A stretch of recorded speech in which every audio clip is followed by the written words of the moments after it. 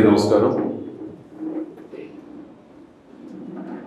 ఇటు శేఖర్ నా చిన్నటి మిత్రుడు, ఇప్పుడు బ్లడ్ బ్యాంక్లో సిఇఓగా ఉన్నాడు.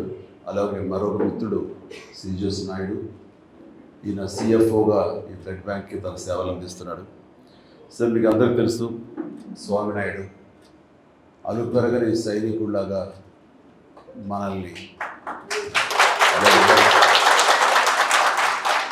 తన జీవితాన్ని అంకితం చేసి ఇట్లా కొనసాగిస్తాడు.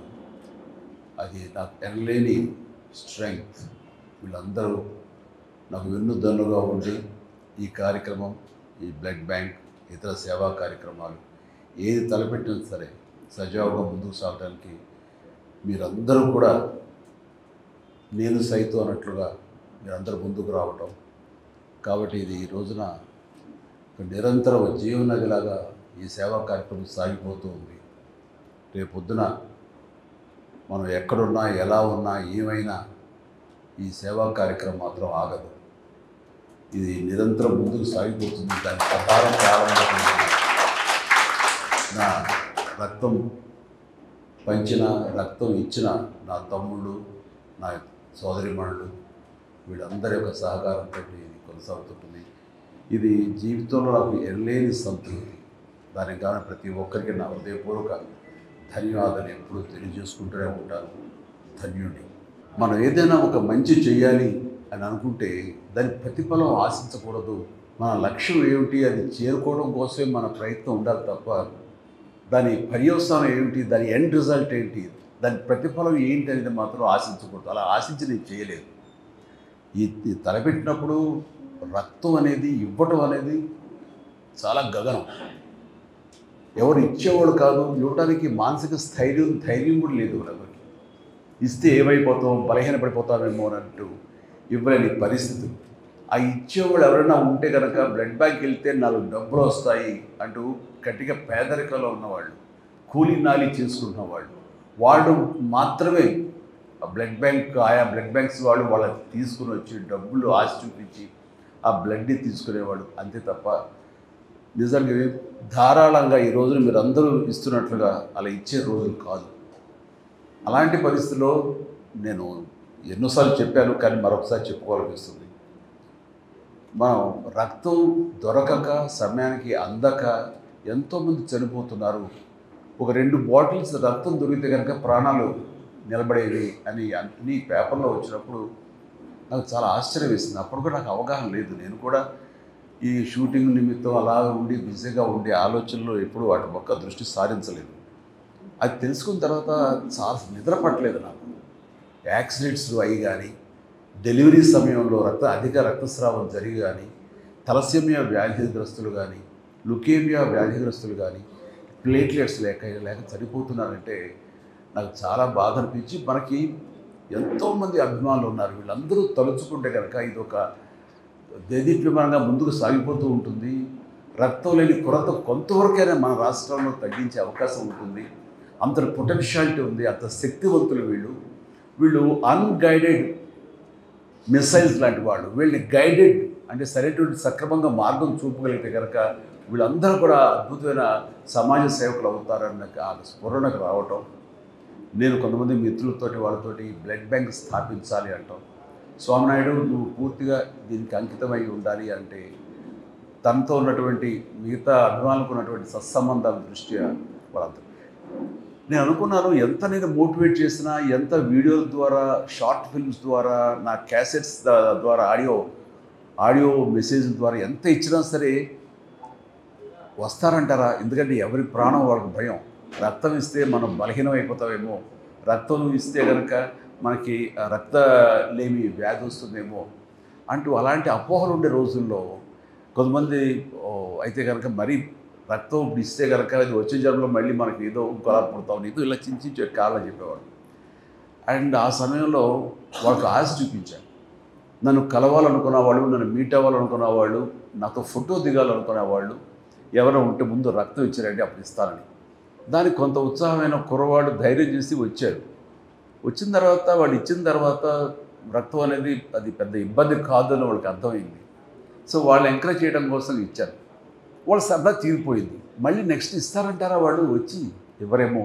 ఇట్లా ఎంతమంది 1 or 2 years తర్వాత నా ఫ్యాన్స్ అందరు తలా ఒకసారి బ్లడ్ ఇచ్చిన వాళ్ళు అవుతారు, ఒక ఫోటో దిగేసిన వాళ్ళు అవుతారు, వాళ్ళు సంతృప్తి చెందుతారు.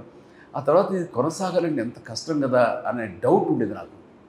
కానీ నా డౌట్ని పటాపంచన చేస్తూ ఒకసారి ఇచ్చిన వాళ్ళు ఈ రోజులో మీలో ఉన్నారు. అట్లాగా 25 సార్లు, 30 సార్లు, 100 సార్లు, 150 సార్లు ఇవ్వడం జరుగుతుంది అంటే కనుక మీరందరూ ఆ సేవా కార్యక్రమంలో ఉన్నటువంటి ఆ మాధుర్యాన్ని, ఆ సంతృప్తిని అది అందరూ అనుభవిస్తున్నారు కాబట్టి ముందుకు వచ్చి ఇంకా ఇది ఇలా కొనసాగుతుంది. అదే దృష్ట్యా నేను కూడా ఈ సేవా కార్యక్రమాలు చేస్తూ ఉన్నాను, ఇంకా కొనసాగిస్తున్నాను. నా తర్వాత చరణ్ అదే విధంగా తను కొనసాగించాలనుకుంటున్నాడంటే కనుక అందులో ఉండేటటువంటి సంతృప్తి అంతా ఇంత కాదు. ఏదైనా సరే నేను ప్రతిఫలం ఆశించకూడదు, తిరిగి ఇలా బౌన్స్ బ్యాక్ అయి వస్తుంది, మనం మంచి చేస్తే మంచి వస్తుంది, చెడు చేస్తే చెడు వస్తుందని ప్రగాఢంగా నమ్మేవాడిని. కానీ అది ఆశించి కాదు, మన ధర్మంగా నేను నెరవేర్చుకుంటూ వెళ్ళిపోతుంది. సమాజం నాకు ఇంత ఇచ్చినప్పుడు ఈ సమాజం రుణం ఏమిచ్చి తీర్చుకోవాలని ఉత్తమ మాటలు అంటాం కాదు, ఇలా ఇచ్చి తీర్చుకోవాలనేది నేను ప్రాక్టికల్గా చేస్తాను. ఇందాక అమర్నాథ్ రెడ్డి అన్నట్లుగా ఏదైనా సరే చేసి ఆ తర్వాత చెయ్యండి అని చెప్పడం అనేది కరెక్ట్. ఎందుకంటే మనం ఎవరైనా వైపు ఇలా చూపిస్తున్నప్పుడు 3 ఏళ్ళు మన వైపు చూపిస్తుంటాయి. కాబట్టి నువ్వేం చేసావు సమాధానం చెప్పిన దానికి సమాధానంగా నేను ప్రారంభించి ఆ తర్వాత చెయ్యండి అంటారు. నాకు ఒక గట్ ఫీలింగ్ ఉంటుంది, నాకు ఒక ధైర్యం ఉంటుంది. సో అలాగే నేను చేయటంలో కృతకృత్యుని అయ్యాను ఈ రోజున. కానీ ఈ చేసే దాంట్లో మంచి తిరిగి ఎలాగ వస్తుంది, ఒక రక్షణ కవచంలాగా మనం ఎలా కాపాడుతుంది అనేది నేను చాలా ప్రాక్టికల్గా చదివి చూసాను. ఇలాంటి చాలామంది ఉంటారు. చాలామంది వాళ్ళ ప్రతిస్పందన నాకు దాకా చెప్పే అవకాశం ఉండకపోవచ్చు, నేను కూడా చేయలేకపోవచ్చు. కానీ ఈ మధ్య సంవత్సరాల్లోనే అది అందరికి తెలిసిన విషయం ఏంటో చాలామంది, నేను పిఎం గారితోటి ఒక అల్లూరి సీతారామరాజు విగ్రహావిష్కరణ సభలో పాల్గొన్నప్పుడు అది చూసి ఒక వ్యక్తి, ఒక రాజకీయ నాయకుడు అండ్ కొన్ని అవాకులు చవాకులు వెళ్ళాడు నా మీద. అప్పుడే రాజకీయాల్లో లేను, రాజకీయాలు వద్దనుకు దూరంగా వచ్చేసిన వాడిని. అయితే నా మీద ఏదో గౌరవంతో నన్ను ఎంకరేజ్ చేయాలనో, లేకపోతే ఆ జిల్లా వాడిని కాబట్టి, పశ్చిమ గోదావరి జిల్లా వాడిని కాబట్టి, అక్కడ ఒక సెలబ్రిటీ కాబట్టి నన్ను అక్కడ ఆ కార్యక్రమంలో నన్ను కూడా అక్కడ పార్టిసిపేట్ చేసిన అవకాశం ఇద్దామనో ఏదో ఆయన పిలిచారు. సరే వెళ్ళారు. కానీ ఆ సదరు వ్యక్తి నా మీద అవాకులు చవాకులు మాట్లాడు, దానికి అర్థం లేదు, ఏమీ లేదు. నేను ఒకటే, అది నేను కానప్పుడు అది నన్ను అంటదు, నన్ను తాకదు, నేను ఫీల్ అవ్వను. ఆ అన్నవాడి నోరే అది అతని స్వభావం. సో నా స్వభావం ఏంటంటే నేను అలాంటి వాటికి స్పందించను, ఏమి చేయను. కానీ నన్ను ప్రేమించే వాళ్ళు స్పందించకుండా ఉండరు. వాళ్ళ స్పందన ఎలా ఉంటుంది అంటానికి ఈ ఉదాహరణ చెప్పాలనుకుంటున్నాను. అదే వ్యక్తి ముంపు గ్రామాలకి ఈస్ట్ గోదావరికి వెళ్తే ఒక ఒక అమ్మాయి బిడ్డ తల్లి, ఒక మోదుగురు రైతు ఫ్యామిలీ లాగా ఉంది, రిచ్ ఫ్యామిలీ. ఆ అమ్మాయి ఆ వ్యక్తిని నానా దుర్భాషలు ఆడుతూ ఏకంగా తిడుతూ ఉంటే తలంచుకుని అలా కాము వెళ్ళిపోతున్నాడు చిన్న పడవలో. మళ్ళీ తిరిగి వస్తావద్దని ఎంత చూస్తాను అని మాట్లాడుతుంటే నేను ఎవరో నాకు ఆ క్లిప్పింగ్ ఎక్కడో నాకు తారసపడి నేను చూశాను. మామూలుగా ఫ్యాన్స్ రెచ్చిపోవడం ఇలా ఉంటే కనుక అనవసరం చేస్తున్నారే, లేకపోతే బాగున్నాయి, ఎందుకు సర్లే వాళ్ళ ఆవేశం అలాంటిది అంటూ మళ్ళీ సర్దుకుంటాను. కానీ ఆ అమ్మాయిని చూస్తుంటే, ఆ గృహిణిని నాకు చాలా ఆశ్చర్యం అనిపించింది. చూస్తుంటే మనలాంటి మాస్ ఫాలో లేదు, చాలా క్లాస్ లేడీ. నాకు ముచ్చట కలిగి ఎవరు ఆవిడ, ఎందుకు ఒకసారి రమ్మనండి నేను అన్నాను. రావటం కుదరలేదు అనుకుంటా. సరే ఆవిడెవరో తెలుసుకుంటాండి అన్నాను. తెలుసుకుంటే వీడియో ఒకటి అమ్మాయిది ఇంటర్వ్యూలా చేస్తే అది నాకు పంపించారు. బయటకు కూడా సర్క్యులేట్ కాదు నా పర్సనల్గా. ఆవిడ అన్న మాట ఏంటంటే, ఆయన మాకు ఏదో పెద్ద మాటలు మాట్లాడింది అనుకోండి, ఏదో భాగవంతుడు దేవుడిని అవన్నీ చెప్పదలుచుకోలేదు. ఆయన మాకు చాలా ఆరాధ్యం అండి. అని ఏమో అంత ప్రేమిస్తావా, అంత ఇష్టపడతావా, ఈ సినిమా అంత బాగా చూస్తావా, అంత అభిమానం అంటే నేను అభిమానం కానే కాదు. సినిమాలు సినిమాలు చూస్తాను, అలాగే ఆయనతో చూస్తాను తప్ప అభిమానిగా నేనేం ప్రేమించుకోను. మరి ఏంటమ్మా ఒక మాస్ అభిమానం కంటే అంతగా నువ్వు రెచ్చిపోయావు అక్కడ ఏంటంటే, ఆయన నా బిడ్డకు ప్రాణం పోసాడండి అని చెప్పేసి ఒక 8 సంవత్సరాల బాబుని రమ్మని పిలిచి ఆడు కూర్చోబెట్టి వీడియోనండి. వీడికి డెంగ్యూ వచ్చి రక్తం దొరకక ప్లేట్లెట్స్ తనకి ఇవ్వాల్సిన సమయంలో ఇవ్వలేక తను ఇంకొక 48 అవర్స్ 2 రోజుల్లో కనుక ఇవ్వకపోతే చచ్చిపోతాడు, నీరసించిపోయి మంచానికి అతుక్కుపోయాడు. ఇది పరిస్థితి. అక్కడ రాజమండ్రి కానివ్వండి, కాకినాడ కానివ్వండి, ఏ ప్రాంతంలో ఏ ప్రభుత్వ ఆసుపత్రులు కూడా ఎక్కడ చూసారు బ్లడ్ దొరకని పరిస్థితి. చూస్తూ బిడ్డ చచ్చిపోతున్నాడు. అదే ప్లేట్లెట్స్ ఉంటే కనుక బతుకుతాడు. ఎలాగని మేము అందరూ ఆలోచిస్తుంటే ఎవరో సలహా ఇచ్చారు, బ్లడ్ బ్యాంక్ ఫోన్ చేయమ్మా హైదరాబాద్కి, వాళ్ళు ఏదో మార్గం చెప్తారు వ్యవస్థ. ఎక్కడ హైదరాబాద్ అయ్యా, ఎక్కడిదయ్యా, ఎవరిస్తారు, ఏంటి, ఎలా రెస్పాండ్ అవుతారు, మాకు అందుబాటులో ఉంటారంటే ప్రయత్నం చేయమ్మా అన్నారు. ఇక్కడ ఫోన్ కాల్ రాగానే మన అద్భుతమైన స్టాఫ్, బాధ్యత గల మన స్టాఫ్ వెంటనే ఫోన్ అందుకుని సో స్వామినాయుడికి తెలియజేస్తే స్వామినాయుడు వెంటనే అక్కడ ఉన్నటువంటి మరి కొంతమంది ఫ్యాన్స్, మన ఫ్యాన్స్ ఎక్కడున్నా సరే వాళ్ళందరూ బ్లడ్ ఇక్కడ దాకా వచ్చి ఒక అవసరం లేదు, వాళ్ళందరూ గ్రూపులుగా ఏర్పడతారు. ఎవరికి ఏ గ్రూప్ బ్లడ్ కావాల్సి వస్తే వాళ్ళందరూ ముందుకు వచ్చి వాళ్ళు లైవ్లో బ్లీడింగ్ ఇవ్వడం జరుగుతూ ఉంటుంది. అట్లాగా రేర్ బ్లడ్ అయినా సరే ఆ కుర్రవాడిది 5-6 మంది కుర్రవాడు ముందుకు వచ్చి ఆయా హాస్పిటల్కి వెళ్ళి వాళ్ళు ఇవ్వడం జరిగింది.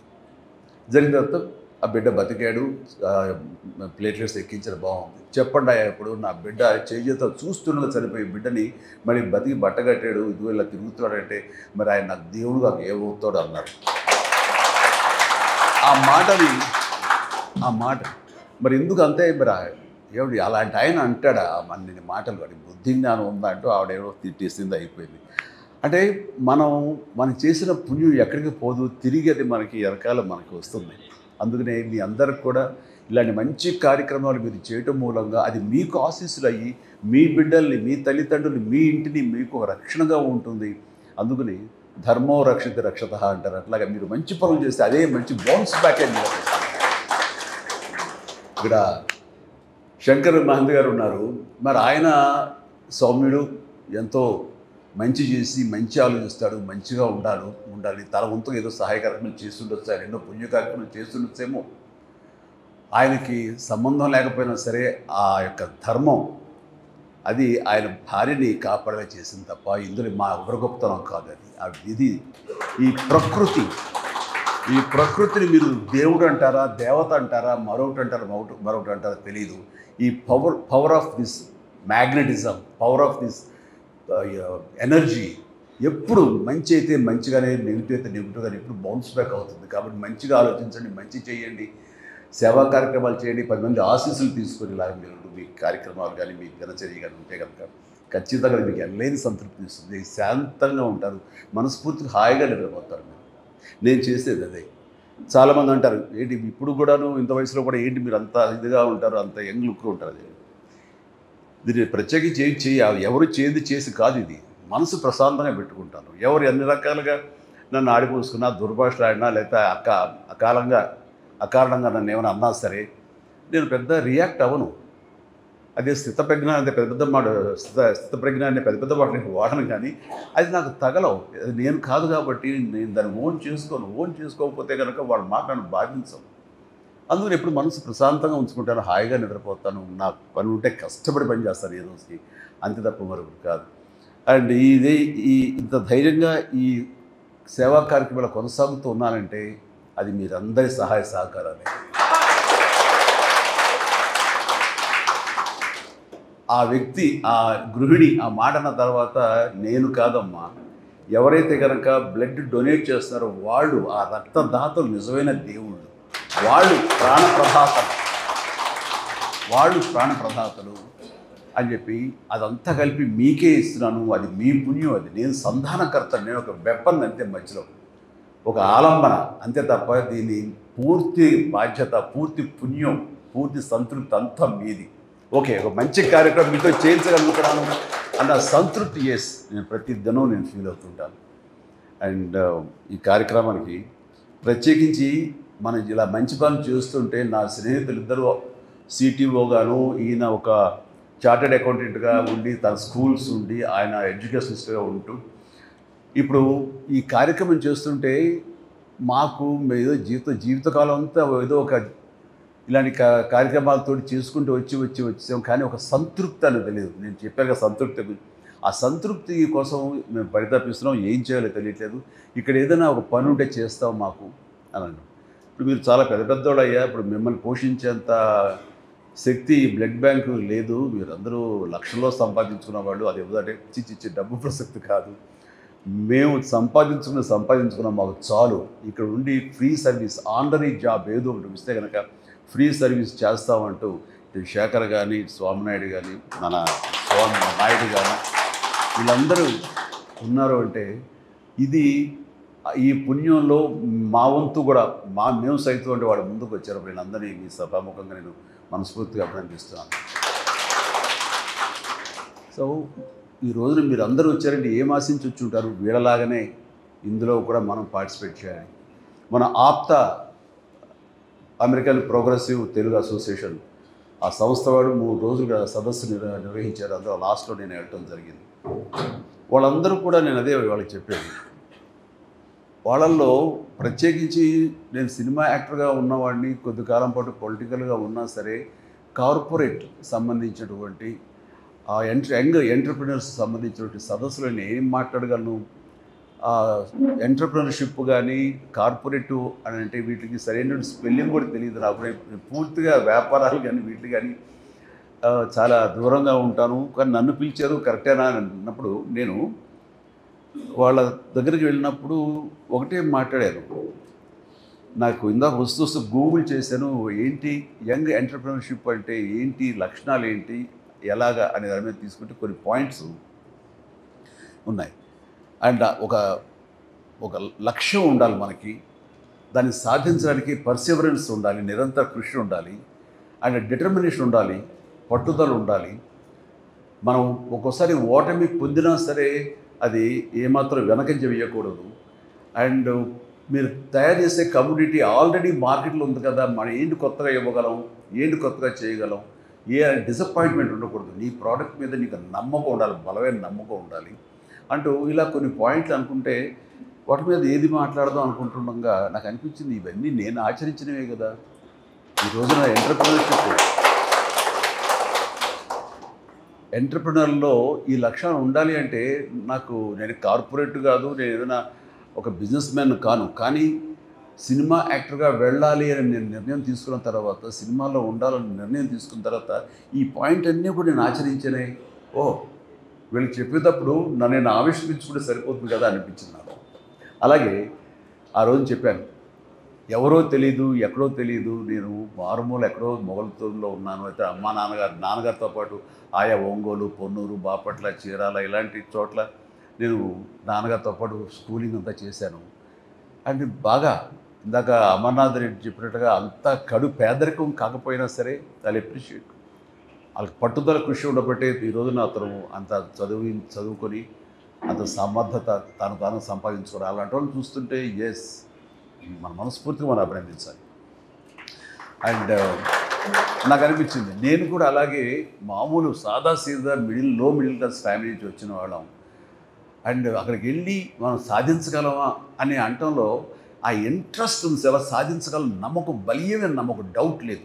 అలా డౌట్ పెట్టుకుంటే ఏది సాధించరు. నేను చేయగలను, నా టాలెంట్ మీద నాకు నమ్మకం ఉంది. అప్పుడు గొప్పగా ఇప్పుడు చూస్తుంటే, అప్పుడు చేస్తుంటే ఫిలిం యాక్ట్ అయినా చూస్తే కొంచెం నవ్వు వస్తుంటుంది, ఇంత అమెచ్యూరిష్గా చేశాను నేను. కానీ అప్పట్లో అది చాలా గ్రేట్గా నేను డెలివరీ చేశాను ఫీలింగ్. అండ్ ఇందాక ఎంటర్ప్రినర్షిప్ గురించి చెప్తున్నప్పుడు బయట ఒక కమ్యూనిటీ ఆల్రెడీ ఉంది కదా, మన ఎవరు ఆదరిస్తారంటే ఈ ప్రత్యేకతను అందరూ పొందుపరిస్తే కనుక మన కన్జ్యూమర్స్ ఆటోమేటిక్గా దానికి అట్రాక్ట్ అవుతారు. అండ్ ఆల్రెడీ సినిమా ఇండస్ట్రీలో అద్భుతంగా డ్యాన్స్లు ఫైట్లు చేసే హీరోస్ ఉండగా నువ్వు వెళ్ళి మీకు కొత్తగా క్యాటర్ చేసేది ఏముంది, నువ్వు వెళ్ళి అక్కడ వాళ్ళని రాణించేలాగా అల్లించేలాగా చేసేది ఎలాగా అని డౌట్ లేదు నాకు. ఖచ్చితంగా పూర్వకాలంలో కొన్ని సినిమాల్లో సాంగ్స్ మినీ ఇంటర్వెల్స్ లాగా బయటికి వెళ్ళిపోయేవాడు దానికో. అండ్ అలాంటిది నేను వాళ్ళని వెళ్ళనివ్వకూడదు, అరెస్ట్ చేయాలి, వాళ్ళని నిలువరించాలి, కూర్చోబెట్టాలి, అది నా ప్రత్యేకత అనుకున్నాను. ఆ రకంగా నేను డ్యాన్స్లు ఫైట్లు ఎప్పట్లాగే గతంలాగే ఉన్నా సరే నా ప్రత్యేకత చూపించుకున్నాను. వాళ్ళు రిపీట్ అనేలా. ఇప్పుడు డిజిటల్గా ఇదైన తర్వాత ఇప్పుడు కుదరదు, కానీ ఇదివరకు రీల్స్ ఆఫ్ చేసి ప్రొజెక్ట్ దగ్గర మళ్ళీ రిమైండ్ చేసి మళ్ళీ ఎంచుకునేవాడు. ఆ రకంగా రిపీట్ చేయించుకోగలిగానంటే నా ప్రత్యేకత నేను చూపించగలిగాను. ఆ ప్రత్యేకత నాకు ఎంతటి పొజిషన్ తీసుకొచ్చిందంటే, ఎవరినో పెట్టి సినిమా చేద్దాం అనుకుంటే ఆ డిస్ట్రిబ్యూషన్ వాళ్ళు, ఆ డిస్ట్రిబ్యూటర్స్ వాళ్ళు ఇప్పుడు ఇప్పటిలాగా ఈ కొనుగోలు లేదు, బయర్స్ సిస్టమ్ లేదు, డిస్ట్రిబ్యూషన్. వాళ్ళు డబ్బులు ఇస్తేనే ప్రొడ్యూస్ సినిమాలు తీసేవాళ్ళు. అందుకని వాళ్ళ కనుసన్నల్లో ఉండాలి, వాళ్ళ దయాభిక్ష మీద ఉండాలి. అలాంటి పరిస్థితుల్లో వాళ్ళు వచ్చిన తర్వాత ఇతనితోడైతే కనుక మేము ఇంత డబ్బులు ఇస్తాము, మిగతా ఎవరితోడైతే మాత్రం అంత బడ్జెట్ ఇవ్వలేము అని వాళ్ళు చెప్పినప్పుడు ఏంటి ఇంత ప్రత్యేకత అంటే, ఆడియన్స్ని రిపీట్గా వచ్చేలా చేస్తున్నాడు. అయ్యా ఇతనైతేనే మా డబ్బులు గ్యారెంటీ, మినిమం గ్యారెంటీ ఉంటుంది, ఇతను పెట్టండి. సో ఈ సినీ పరిశ్రమ ముందుగా నన్ను ఆదరించింది కాదు, ప్రేక్షకులు ఆదరించారు, అభిమానులు నన్ను భుజాల మీద ఎత్తుకున్నారు. వాళ్ళు చేసింది చూసిన తర్వాత వీళ్ళ డిస్ట్రిబ్యూషన్ వాళ్ళు ఇక్కడ వాళ్ళ ఇన్ఫ్లుయెన్స్ తోటి ఇక్కడ నా స్థానం సుస్థిరమయ్యేలాగా ఉంది. ఆ తర్వాత ఈ కళాంతలి నన్ను అప్పుని చేర్చుకుంది. కాబట్టి నేను ఎప్పుడు కూడాను మీ అభిమానులకి కృతజ్ఞునై ఉంటాను.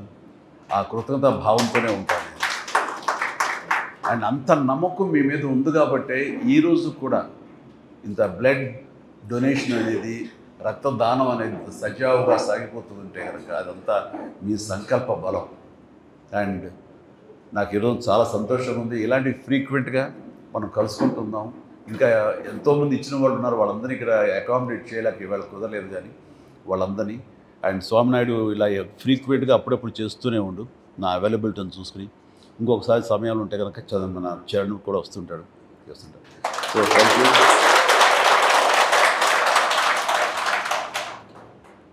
ఇలాగా చాలా సంతోషం శంకర్ మహంతి గారు, మీ యొక్క ఎక్స్పీరియన్స్ మీరు చెప్పి చేశారు. ఆవిడ ఆరోగ్యం బాగుండాలి, మీరు అందరూ చాలా బాగుండాలని, మీరు ఇండస్ట్రీలో నిలదొక్కోవాలని ప్రయత్నం చేస్తున్నారు. ఖచ్చితంగా మీకు ఆ నమ్మకం పెట్టుకోండి, మీకు బాగుంటుంది. అండ్ ప్రతి వాళ్ళకి, మనిషికి ప్రతి ఒక్కరికి నా హృదయపూర్వక ధన్యవాదాలు. Thank you. So nice sir. ఇది మీ ఇల్లు లాంటిది, ఎనీ టైం రావచ్చు, వచ్చినప్పుడల్లా రక్తం లాగేసుకుంటారేమో భయపడక్కర్లేదు. మీకు అనుకున్నప్పుడు, మీకు అనిపించినప్పుడు, ఇస్తే బాగుంటుంది అనుకున్నప్పుడు డెఫినెట్గా ఇవ్వండి. ఆ ఎల్లేని సంతృప్తి ఇస్తుంది మీకు. Thank you so much. Love you all. కార్యక్రమం